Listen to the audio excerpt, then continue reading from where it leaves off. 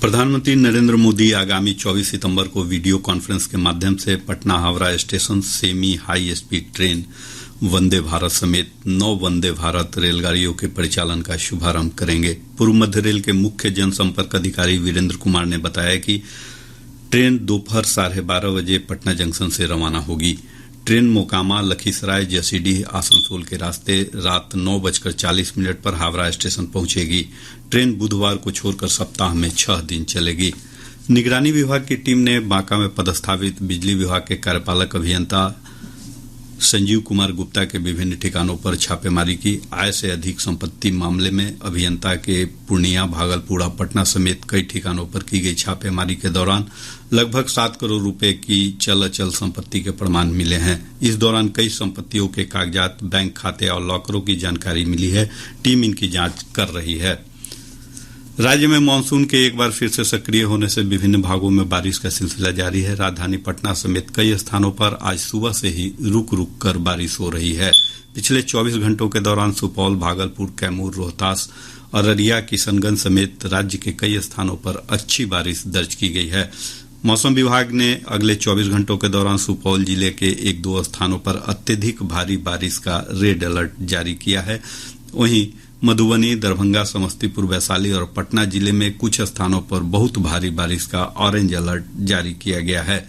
इधर सीतामढ़ी, शिवहर, मुजफ्फरपुर, भागलपुर, खगड़िया और मुंगेर जिले में कुछ स्थानों पर भारी बारिश का येलो अलर्ट जारी किया गया है।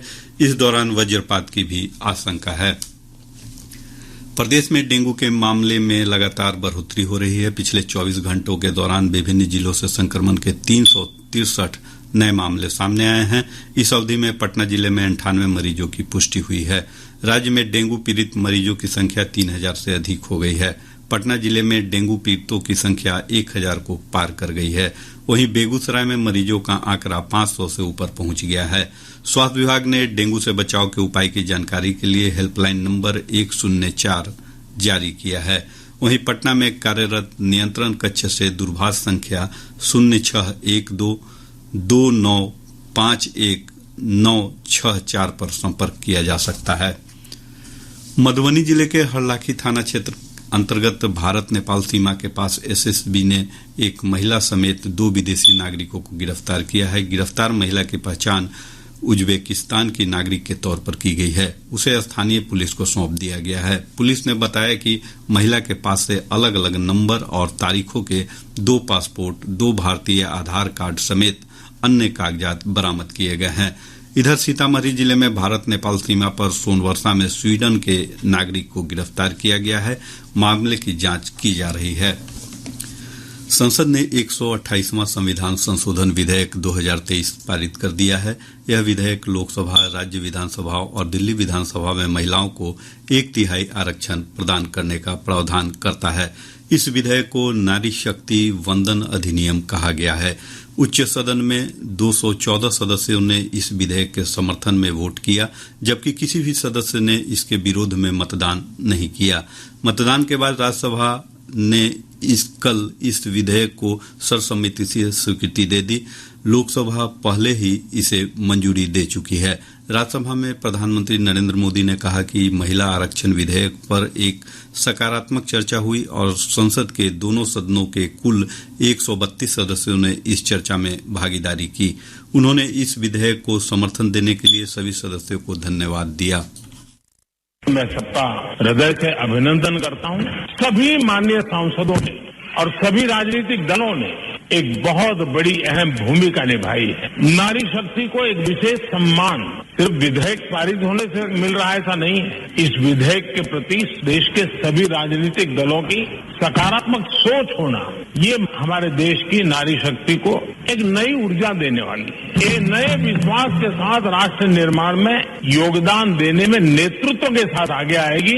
ये अपने आप में भी हमारे उज्जवल भविष्य की गारंटी बनने वाली। राज्यसभा में महिला आरक्षण विधेयक पर बहस का उत्तर देते हुए केंद्रीय विधि मंत्री अर्जुन राम मेघवाल ने कहा कि विभिन्न राजनीतिक पार्टियों के 72 सदस्यों ने इस चर्चा में हिस्सा लिया और वे इस विधेयक के समर्थन में बोले। उन्होंने कहा कि इस विधेयक के कानून बनने और इसके कार्यान्वित होने पर देश महिलाओं को प्रतिनिधित्व देने के मामले में विकसित देशों की कतार में आगे बढ़ेगा। कॉन्स्टिट्यूशन अमेंडमेंट बिल है सर, और महत्वपूर्ण बिल है। महिला सशक्तिकरण की दिशा में एक बढ़ता हुआ कदम है, दुनिया को भी दिशा दिखाने वाला कदम है। अमृतकाल की बेला में भारत को विकसित भारत बनाने की दिशा में भी एक महत्वपूर्ण कदम है। महिला आरक्षण विधेयक पर चर्चा में भाग लेते हुए केंद्रीय वित्त मंत्री निर्मला सीतारामन ने कहा कि इस विधेयक को लाना महिलाओं को सामाजिक और आर्थिक सशक्तिकरण के प्रति सरकार की प्रतिबद्धता को दर्शाता है। So this bill actually provides, therefore, for reservation of seats for women in the House of People, Lok Sabha, and also in the legislative assemblies of every state, and also in the National Capital Territory of Delhi. It proposes, sir, again, people have picked up on this word, but I reiterate it. It proposes that as nearly as maybe 1/3 seats shall be reserved for women. So that's the first two salient feature of this bill. Bhajpa नेता JP Nadda ने कहा कि Bharatiya Janata party राजनीतिक लाभ नहीं लेना चाहती, लेकिन इसका लक्ष्य महिलाओं को सशक्त बनाना है। पक्के तरीके से महिलाओं का सशक्तिकरण किया जा रहा है। हम पहली पार्टी हैं और अकेली पार्टी हैं जो संवैधानिक तौर पर 33% आरक्षण महिलाओं को देते हैं हर समिति में। मोदी जी के नेतृत्व में first foreign minister madam Sushma Swaraj, first finance minister Nirmala Sitharaman, first defence minister Nirmala Sitharaman और first women member in the cabinet committee on security, इसमें भी फर्स्ट विमेन। प्रधानमंत्री जी ने किस तरीके से महिलाओं का सशक्तिकरण किया है, यह बात हमारे सामने में आती है।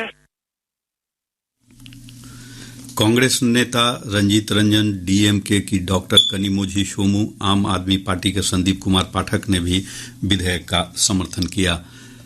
प्रदेश की महिलाओं ने संसद से नारी शक्ति वंदन अधिनियम पारित होने पर प्रशंसा व्यक्त की है। मैं डॉक्टर रंजीता तिवारी, पटना। महिला आरक्षण बिल का पास होना नारी शक्ति के लिए सचमुच ही एक तोहफा है। इसका जो नाम भी दिया गया है नारी शक्ति वंदन। इस महिला आरक्षण बिल के पास होने से महिलाएं अब सक्रिय रूप से राजनीति में भागीदार बनेंगी और लोकसभा और विधानसभा 1/3 सीटों पर अब महिलाएं काबिज होंगी। इसके लिए मैं सरकार की बहुत शुक्रगुजार हूँ। मेरा नाम आभा सिंह है। महिला आरक्षण बिल पास हुआ है, इसका हम लोग बहुत दिन से वेट कर रहे हैं। अभी जो पार्लियामेंट में जो महिलाओं की संख्या है 10% भी नहीं है, जबकि महिलाओं का पॉपुलेशन तो 50% हम लोग मानकर चलते हैं। पार्लियामेंट तक अगर औरतें पहुंचती हैं तो औरतें से संबंधित बिल को पास करने में मदद मिलेगी। मैं प्रोफेसर पूनम सिंह, मैं माननीय मोदी जी को धन्यवाद देना चाहती हूँ कि उन्होंने महिलाओं के लिए इतना बड़ा कदम किया, उनके दर्द को समझा और महिलाओं को आगे लाने के लिए उन्होंने एक प्रयास किया है। यह महिलाओं के उत्थान के लिए और महिलाएं समाज में निर्णय लेने की प्रक्रिया में सहभागिता दे,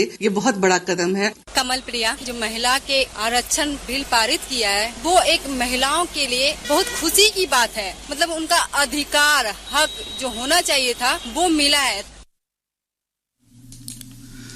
संसद के दोनों सदन कल अनिश्चितकाल के लिए स्थगित कर दिए गए। संविधान 128वां संशोधन विधेयक 2023 पारित होने के बाद राज्यसभा के सभापति जगदीप धनखड़ ने सदन को अनिश्चितकाल के लिए स्थगित कर दिया।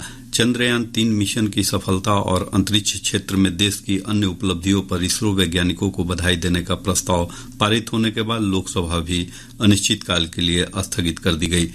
इस विशेष सत्र के दौरान लोकसभा में विधायी कामकाज के बारे में लोकसभा अध्यक्ष ओम बिरला ने कहा कि सदन में 4 बैठकें हुई। इस दौरान सांसदों ने 31 घंटे विभिन्न विषयों पर चर्चा की। यह सत्र 19 सितंबर को संसद के दोनों सदनों की कार्यवाही को नए संसद भवन में स्थानांतरित करने और नारी शक्ति वंदन अधिनियम पारित करने जैसे ऐतिहासिक फैसलों के लिए याद किया जाएगा। केंद्र सरकार ने टीवी चैनलों से ऐसे लोगों के विचार और एजेंडे को मंच पर दान करने से बचने की सलाह दी है जिनके खिलाफ गंभीर अपराधों या आतंकवाद के आरोप लगे हैं तथा जो ऐसे संगठनों से जुड़े हैं जिन्हें कानून द्वारा प्रतिबंधित किया गया है। सूचना और प्रसारण मंत्रालय ने परामर्श में कहा है कि मंत्रालय को ऐसी जानकारी मिली है कि विदेश के एक ऐसे व्यक्ति को टीवी चैनल पर चर्चा के लिए आमंत्रित किया गया था। मंत्रालय ने कहा कि उस व्यक्ति ने ऐसे कई बयान दिए जो देश की संप्रभुता, अखंडता, देश की सुरक्षा और भारत के मित्र देशों के संबंधों के लिहाज से हानिकारक है। मंत्रालय ने कहा कि सरकार मीडिया की स्वतंत्रता को मानती है तथा संविधान के अंतर्गत उसके अधिकारों का सम्मान करती है, लेकिन टीवी चैनलों द्वारा प्रसारित की जाने वाली सामग्री केबल टेलीविजन विनियमन अधिनियम के प्रावधान के अनुरूप होनी चाहिए। केंद्र सरकार ने व्यापारियों, थोक विक्रेताओं, खुदरा विक्रेताओं तथा चीनी उत्पादकों से हर सोमवार को चीनी के भंडार की अनिवार्य रूप से जानकारी देने को कहा है। उपभोक्ता कार्य, खाद्य मंत्रालय और सार्वजनिक वितरण मंत्रालय ने यह कदम जमाखोरी रोकने और चीनी बाजार में आधारहीन अटकलों पर अंकुश लगाने के लिए उठाया है। मंत्रालय ने कहा है कि कानूनों का उल्लंघन करने वाली मिलों के खिलाफ कड़ी कार्रवाई की जाएगी। अब पटना से प्रकाशित प्रमुख समाचार पत्रों की सुर्खियां। आज के सभी समाचार पत्रों ने संसद में महिला आरक्षण विधेयक के पारित होने की खबरों को प्रमुखता से प्रकाशित किया है। दैनिक भास्कर की सुर्खी है, संसद में शक्ति साधना पूर्ण। अखबार लिखता है, महिला आरक्षण बिल राज्यसभा में सर्वसम्मति से पास। प्रभात खबर ने इसी खबर का शीर्षक लगाया है, महिला आरक्षण बिल राज्यसभा से पास, समर्थन में पड़े 215 वोट। हिंदुस्तान लिखता है, वोटर कार्ड बनाने को आधार नंबर की जरूरत नहीं होगी। आज अखबार के शब्द हैं, रेलवे ने दुर्घटनाओं की अनुग्रह राशि 10 गुना बढ़ाई।